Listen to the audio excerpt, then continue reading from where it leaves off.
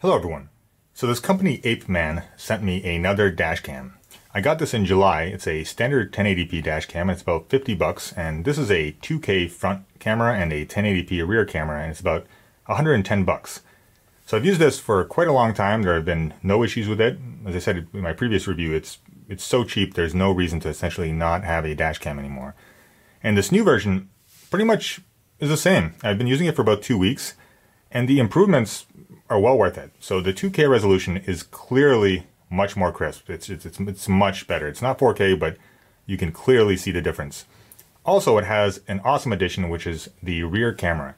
So that way, if you're pulled over or any kind of situation, or you can just say, even if you're an Uber driver or something similar to that, if something happens in the car, or even just in general, you can just see behind you. Even if someone rear ends you, depending on your car style, you may actually be able to see the rear view mirror or through the back window. So that's a huge addition. Outside of that, the product has not changed so much. It comes with a standard suction cup adapter, about a 10-foot long cable. One difference, this is USB-C and this is a micro USB, so they finally got USB-C. It comes with a little tool to kind of pry your dash and get the cable all around, so that way it's nice and clean. But overall, I would say this camera is quite good. It's definitely an improvement. As I said, 1080p, I think this is fine. If you just need a dash cam, I think this is perfect, but the rear facing really completes the package. And this has all the standard features. You can also check out my previous review of this one for, essentially they're the same software, but has everything you expect, even just like, say if you're, hopefully this one isn't dead yet. Hey, if your car gets bumped in the parking lot, it has an automatic turn on feature, do standard 3-minute loops. It's also nice is it has a battery, so it doesn't last very long, but it lasts probably at least 5 minutes. So if you get out, you're in an accident or something like that, you don't have a phone or you just need a camera, you can grab your dash cam and actually just use it as a camera for a little while. In some ways, I actually wish the battery on these were just a little longer. I know it's not an important feature for a dash cam, but it is nice to be able to just take it out. And especially with this 2K camera, like the quality is good. It would be nice to be able to take it off and use it even for 15 minutes. I just feel like 5 minutes is kind of short. It's not a long time, but it is what it is. Now, feature-wise, so the only thing I kind of wish this camera here had is, as you can see, the mount is at the top, is that this was on the left. I mean, it makes sense that it points up and down depending on what kind of car you're driving, but I'd really love it if you could turn it left, so that way you could kind of face the window of someone talking to you. So if someone you're approached, someone speaking to you, you can, I guess technically you could just rotate the camera itself, so that technically works. But then you won't be recording the front. But that's that's the only thing I thought that'd be kind of cool. Maybe if it could fold down and left, or left and right and down, that'd be pretty cool. Outside of that, there's really not much of a difference. The screen size looks about the same. I mean, it's obviously a different shape, but the screen is not that important on the dash cam. It's just, the whole point is just to see your videos. So, obviously it has night vision. It's pretty much anything you expect. I'm going to show a screenshot of the manual kind of showing the different, you can see the camera on here in the top right corner. I don't know if you can see that, but here's a little front dash cam showing. So when you record the videos, it creates 2 videos and photos. So we'll create a video for the front and back camera, which is nice. So they're not overlapped, so you can choose which one you want to use or not. And once again, it has all the same standard features. Let's just quickly flip through them here.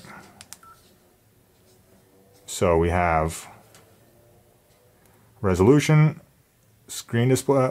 I haven't gone to this one in a while. I forget how to. So yeah, you can actually depend how you want to record it. So you can do actually split screen, inside camera, front camera, or picture-in-picture, which is what I have right now. So let's try even just split screen and see how that looks. How do we get that? How do we get out of here? Yeah. So it has H.265. Not sure if you can see this very well. No, how do I get out of here? There we go. Ah, so you can see the split screen now. I don't necessarily see how that's helpful. I think I'd keep it on. Let's go back. Where is it? What am I doing here?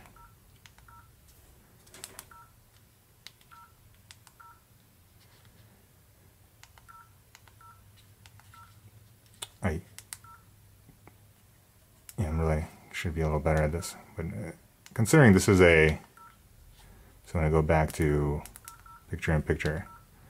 Considering this is a dash cam, you shouldn't need to go to the menu often.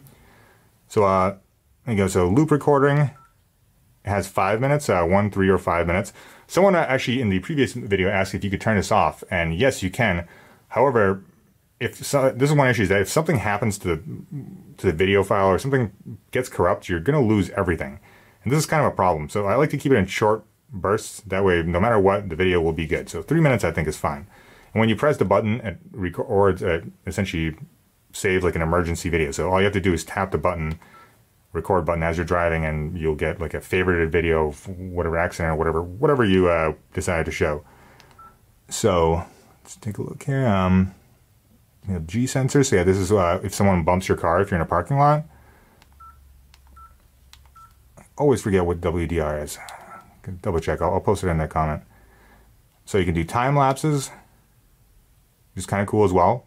You use this just as like a standard camera. This has a lot of like interesting uses, which is why in some ways I wish the battery could be longer. I guess you could always just hook up like a USB battery with a USB-C cable and it'll run for a while. Infrared, so you can see at night. It has GPS, but it's not built in. You need to add it separately. I don't really care too much about that. That would also go with the speed unit, so it's not really going to be able to tell you the speed if it doesn't know the GPS. Parking monitor, date and time, language, screensaver, auto power off, key sounds, record audio, boot sound, license plate switch. Not actually 100% sure what that is. Let's try that on. Oh, I see what it is. Okay.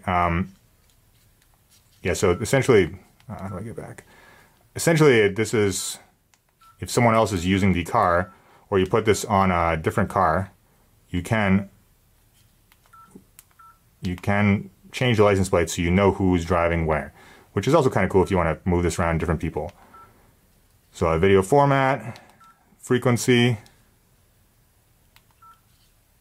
and just default setting and version. And that's it. There's really not much to it. It's pretty much you get this device. It does not come with a micro SD card, but I just got a 32 gig micro SD card. They're like $7 these days, or not even that. I find 32 is fine because you're doing a loop recording. You could easily get more, but I don't particularly see a purpose, as there is quite a lot of storage on 32 as long as you're doing a loop. So that's pretty much what I have to say. Overall, this is definitely an improvement. One thing I also like is the charging cable is now on the side. In the previous one, it's on the top here, right next to, it's all clicking and doing things. Right next to where you plug in the wire, which is the adapter. So take this thing off. As you can see here, it made it kind of difficult to slide off. So the cable, in fact, when it slides on, the cable only fits when this is slid on. So if you want to take the camera off, you have to unplug the charging cable. It was a little minor design flaw, but not really a big issue at all. So they finally moved that, and it's separate and has the plug for the GPS attachment. And the mount itself is just totally fine, and like any one of these mounts, it's fallen 2 or 3 times over the last 6 months, but that's just going over huge bumps and things like that.